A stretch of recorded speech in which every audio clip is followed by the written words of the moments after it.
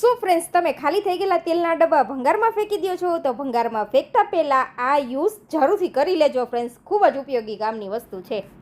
તો આ રીતે ફ્રેન્ડ્સ કોઈ પણ સુંદર એવું કાપડ લઈ લેવાનું છે.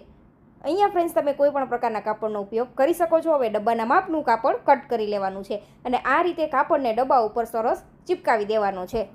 આ ડબ્બો છે તે સરસ એવો મજબૂત હોય છે અને આપણે તેને ભંગારમાં ફેંકી દઈએ છીએ. 20 રૂપિયા જેટલો જ આવે છે ભંગારમાં ફ્રેન્ડ્સ. તો ફેંકવા કરતાં તમે તેમાંથી ખૂબ સુંદરની વસ્તુ બનાવી શકો છો અને ડેઇલી યુઝમાં તમને ખૂબ યુઝફુલ થશે.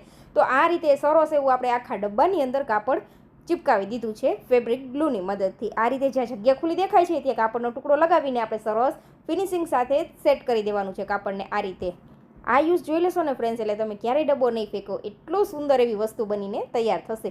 ઘણી વખત ફ્રેન્ડ્સ આપણા ઘરમાં નાના બાળકો હોય છે, મોટા વડીલો હોય છે, તે નીચે બેસી શકતા નથી. તો તેના માટે ફ્રેન્ડ્સ તમે આ સુંદર એવું એક ટૂલ બનાવીને તૈયાર કરી શકો છો. ડબ્બો રાખેલો હોય તો ખરાબ લાગે. તો આ રીતે ફ્રેન્ડ્સ તમે તેને સરસ ડેકોર કરીને એનો સોફો તૈયાર કરી શકો છો ફ્રેન્ડ્સ. બાળકોને રમવા માટે પણ આપી શકો છો અને આ રીતે તેમાં બેસી પણ શકાય છે. ડબ્બાના માપની તમે ગાદલી પણ બનાવી શકો છો. થોડી મોટી હોય તો પણ ચાલે છે. તો જરૂરથી ફ્રેન્ડ્સ આ ઉપયોગ ટ્રાય કરજો. અને આ ઉપયોગ ફ્રેન્ડ્સ ખાલી તેલના ડબ્બાનો તમને કેવો લાગ્યો તે પણ કમેન્ટ કરીને જરૂરથી જણાવજો.